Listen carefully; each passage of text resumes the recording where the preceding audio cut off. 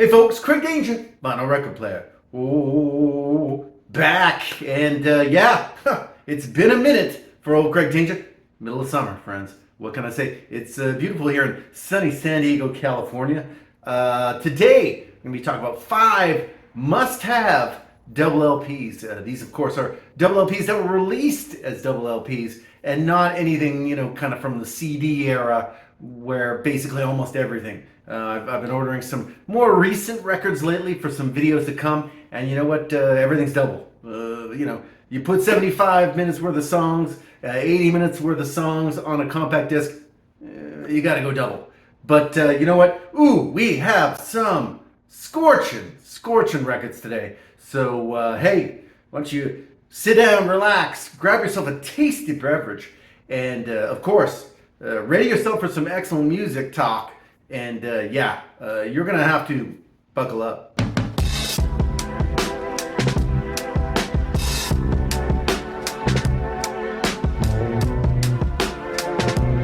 And we're back, and wow, I'm just ready to cook into these double LPs.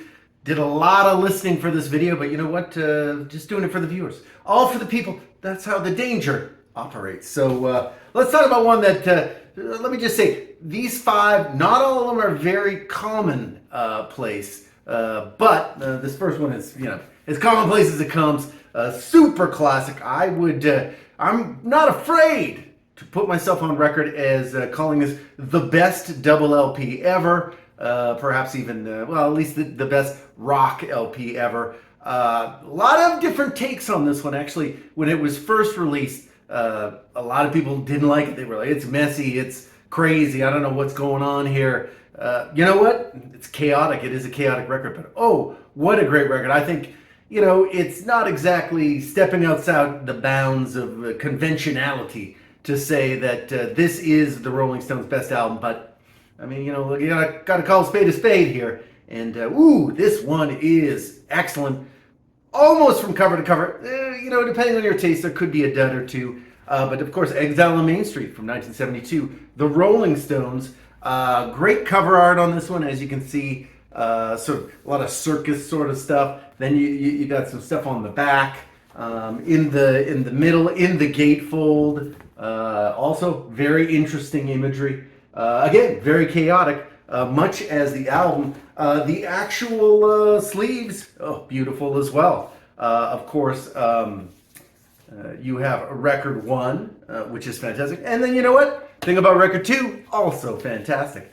Anyway, fantastic LP. I guess there's about 21 tracks on this one. I'm going to go say 20-ish, maybe 18. But you know what? Really, really great album. Of course, you have the Stones in general, but of course you got Bobby Keys on saxophone. An interesting note for an uncredited player, Bobby Whitlock of Delaney and Bonnie actually did play the keyboards on Just Want to See His Face. And that is a jam. Very churchy, very, jumping out of the record at your ass. And that's a good one. But you know what? This whole record is very fantastic. Recorded while the Stones were on sort of a tax exile in France, the south of France, mostly recorded in a basement in the middle of the summer at a house, a sort of chateau called Nelcott.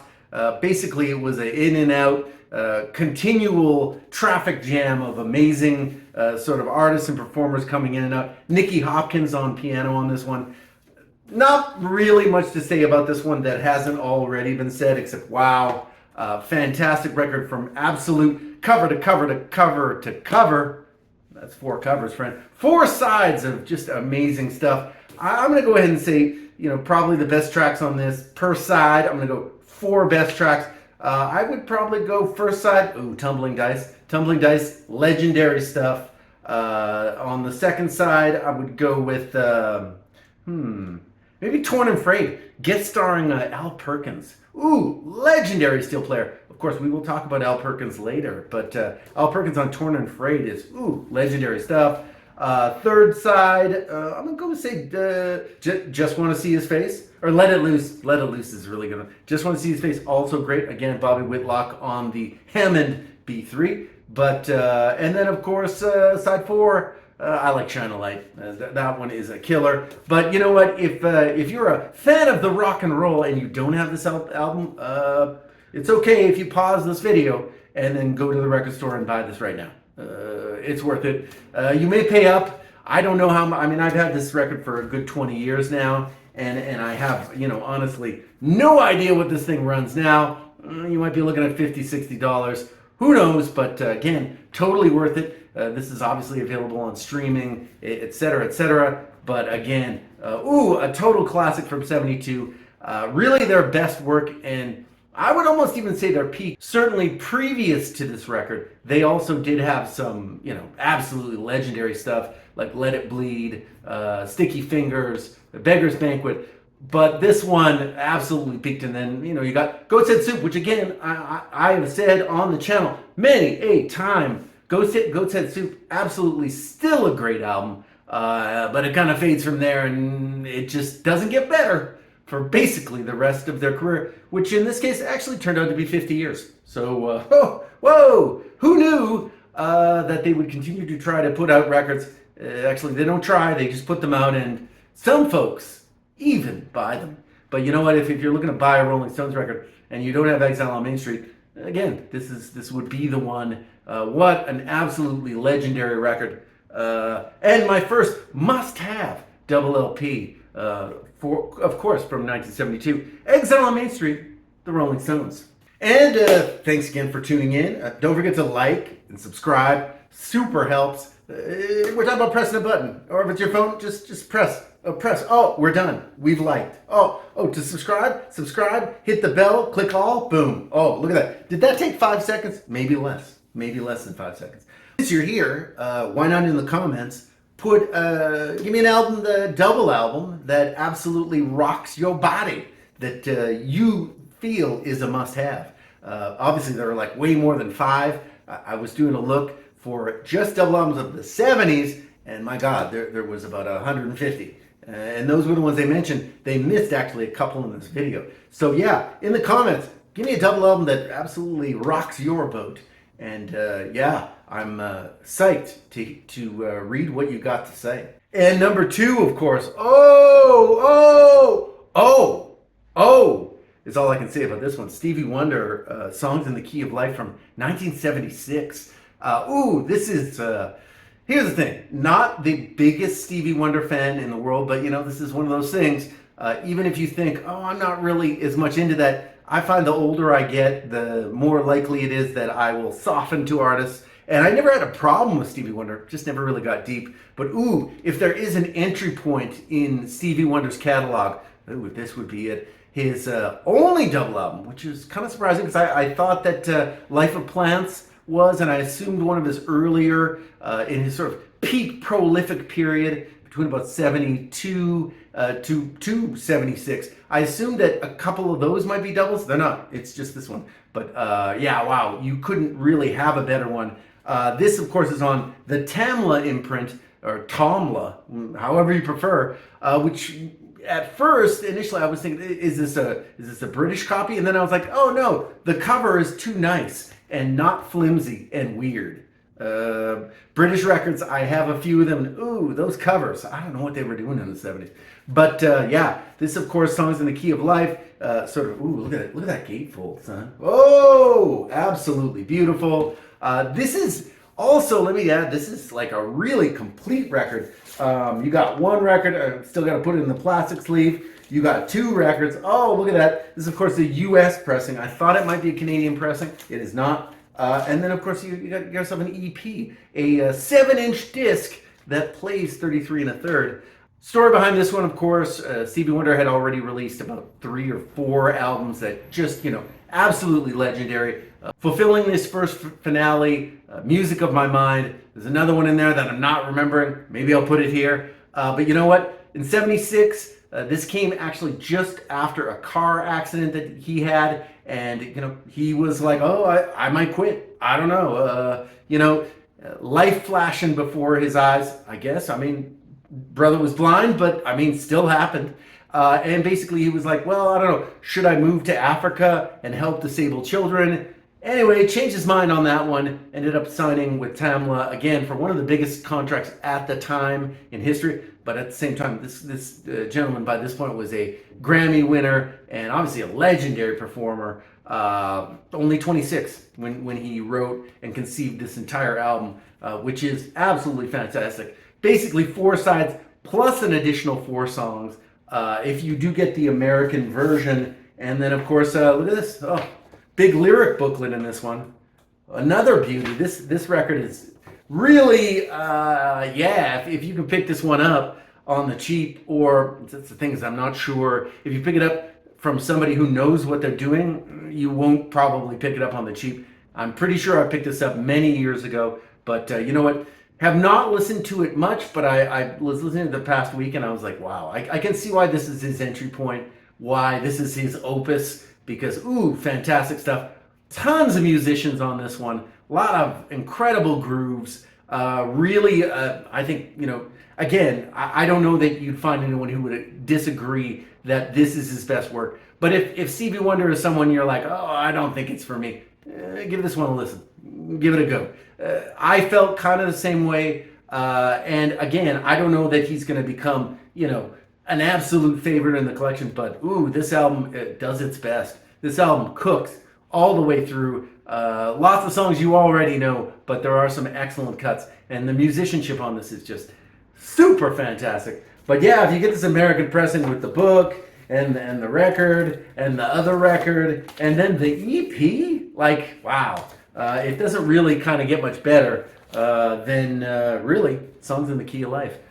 Fantastic double album, and I would say it's got to be a must-have, particularly if you don't have any Stevie Wonder records. This one I think would be a good starter record. Of course, you know, you could look to the little Stevie Wonder stuff in the 60s if you're more into that Motown sound. This is still on the kind of the Motown, the Tamla Motown imprint, but of course, wow, very much progressing from that early stuff. So yeah, from 76 songs in the Key of Life, this one I think, you know, again, even if you're not a fan, it's one to look out for it if you manage to pick it up relatively cheap. Ooh, very good, incredible songs all over this one. And yeah, all written in, well, mostly, and conceived by the man himself.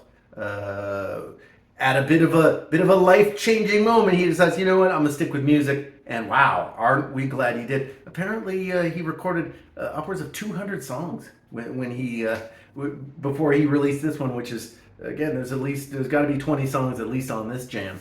But ooh, what a great album! One can only imagine what the final 180 jams sound like. But again, it's a classic. Songs in the Key of Life, 76. Another one that I've talked about on the channel before, but you know what? I got to bring it up again. I got to bring up Stephen Stills with Manassas from 72. I think his best album as a solo artist. I think, honestly, this probably is better than a few of the Crosby, Stills, and Nash albums as well. Really, really good stuff.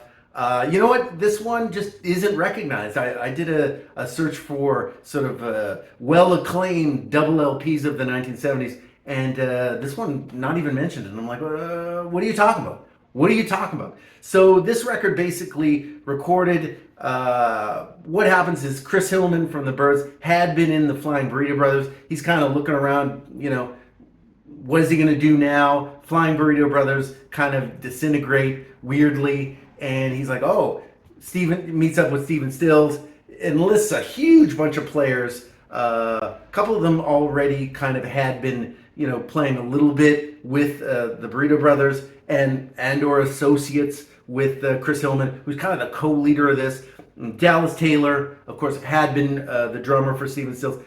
Fuzzy Samuels also had played bass with him. But then you got Paul Harris on keys. Al Perkins. Oh, Al Perkins again. What a legendary player. And then, of course, Joe Lala. Brother likes the cowbell. And you know what? He's going to work it. It's going to be a Latin-style jam if Lala is let go, is all I'm saying. And it happens on this LP, this double LP, which is, really good.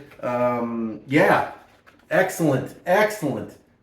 Picture in the middle on the gatefold. But yeah, you know what? This album, I had burned it out. I had listened to it way too many times, and it was a case where I was like, "Oh, get that record away from me." Just listen to it today, and ooh, it is still scorching. Stephen Stills, I think, absolutely at his peak here, and I think there are not a lot of people who would say, "Oh, I disagree. He's better on." No, he's not. This is the best, yeah.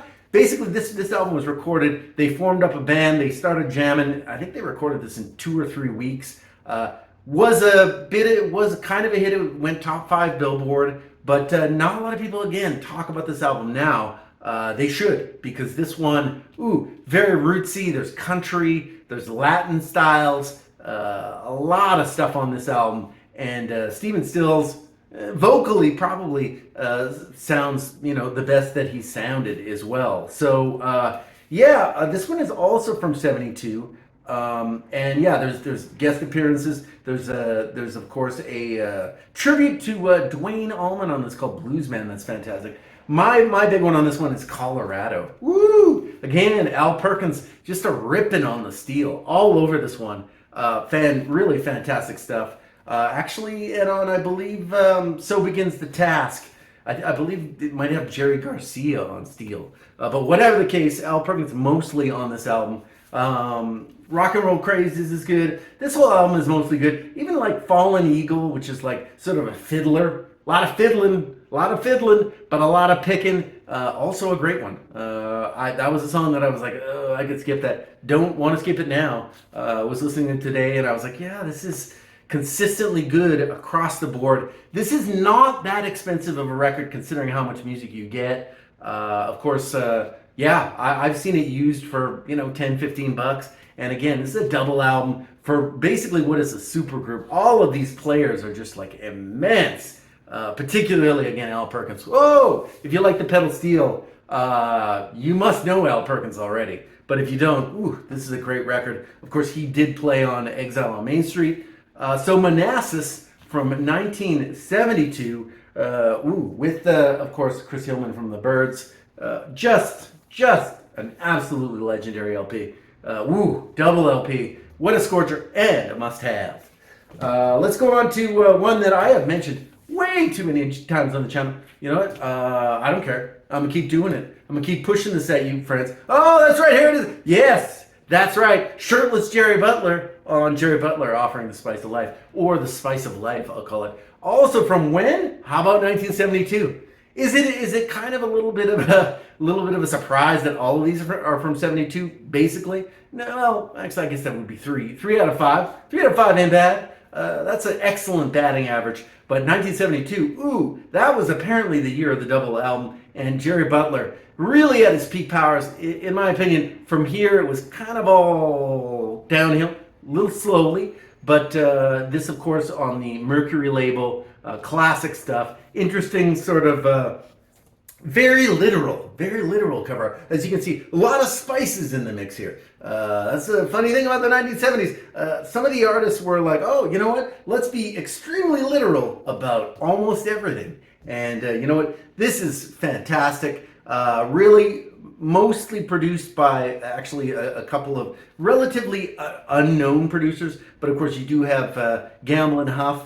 For the always classic One Night Affair, which is a bit of a banger. There was not a lot of singles released from this one. There's a cover, of course, of Close to You, the Carpenters Jam, with Brenda Lee Eager.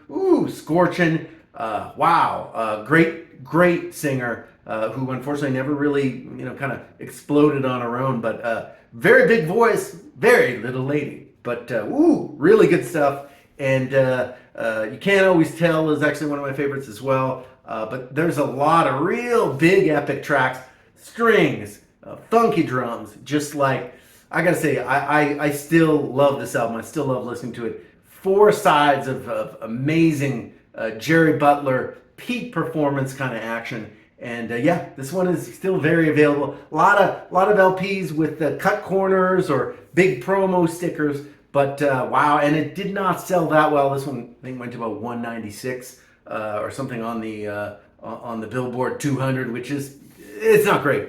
And in fact, like I say, he would leave Mercury in basically a couple of years from this, and would basically join Motown, where, like many artists, he would sort of become a third-tier artist, because of course Motown only had money if you were making them incredible amounts of money, and that was not the case for Jerry. But on this album, ooh, absolutely underrated classic, and ooh, the drums on here, the bass, the grooves, Jerry the Iceman, absolutely smoothing out this album. Again, it is an absolute classic. What's so good about it? It absolutely ignites this album. But you know what? Ooh, just pick it up. You can pick this one up for under 15 all day. I've seen this in many places.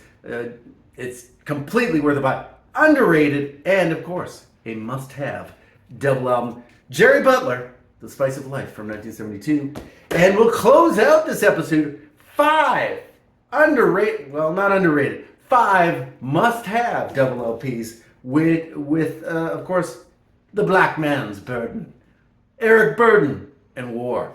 Woo, woo! This one is really good, actually. This one is not for those who like their songs of the 3-minute variety, with very little flourish, and if you're like not into, like, you know, spoken word passages, also you may want to skip this. A lot of medleys on this. It's jammy. There are some jams on this, but you know what? This is War before War explodes. Absolutely becomes, you know, one of the funkiest bands of the 1970s. It's already apparent here. Interesting cover here. Okay, I'm not sure. Sure, little Eric Burdon on the back. Little Eric, as I'm sure he was partially known. Him, of course, of the Animals, and then, of course, Eric Burdon and the Animals. This was kind of when he joined War, it was kind of a comeback for him. This, of course, was the second LP. The first LP had the big hit, Spill the Wine, and I'm not sure that there was really any big hits on this one, but it's the nature of the game on this one. This one is a lot of sort of longer tracks, a lot of jams, so like I say, spoken word bits. But you know what? Oh man, the band is funky. Eric sounds like he's absolutely having fun. I don't know that there's another album after this in Eric Burdon's sort of long solo career that you could say he's having this much fun, because he is having a ton of fun on this one, and it shows. And you know what? It's just a fun old record to just put on and be like, okay. Of course, this record was actually partly banned in some places. Because why? Because of this. Oh, ladies, put some clothes on. Ladies, please. And then, of course, here's War right here. A couple of ladies nearby. I don't know what. You know what? If those gentlemen were smart, they would have got those ladies, I don't know, some kind of blanket or something. It gets cold out there, friends. Gets cold. But you know what? Again, really kind of a interesting artifact from, I believe it's from 1970. This, of course, would be the last album Eric Burdon would be with War on. He would leave in the middle of a European tour, and War would just say, okay, not interested in that sort of business. And War would actually end up being huge. Eric Burdon, not as much. This kind of would be his last sort of, this one did not sell a lot compared to the first album, but you know what, after this, throughout the 70s anyway, his albums just, I have listened to a few, not a huge fan, and certainly I think the energy on this is Eric Burdon just still alive with kind of that 60s psychedelic energy, and very good stuff. So you obviously have Paint It Black is really good. Also Blackbird and Nice and White Satin. There's a number of, it basically is, again, this is very jammy. So if you're someone who's like, listen, if my songs go over 250, I'm gonna cut that off. This is gonna be a very tough listen for you. But if you like, things a little bit more freeform, if you're partial to to a jazz cigarette now and again, this could be your new friend. Eric Burdon and War, the Black Man's Burdon. Very good stuff. And an absolute must-have double album from 1970, Eric Burdon and War. So that would be it for me on this one. Thanks everyone for tuning in. Like, subscribe, super helps the channel, helps the video. Other people get to see old Craig Danger, and you know what? It actually it's just the good thing to do, I believe. But you know what? Thanks again for tuning in. Appreciate everyone's patience out there. Now I've been doing a lot of videos this summer, but you know what? It's been tough. If you got any ideas of videos you'd like to see, hey, put them in the comments. I'm very open. Okay, very open at this point. But anyway, my friends, thank you again for tuning in, and I will catch you on the next one.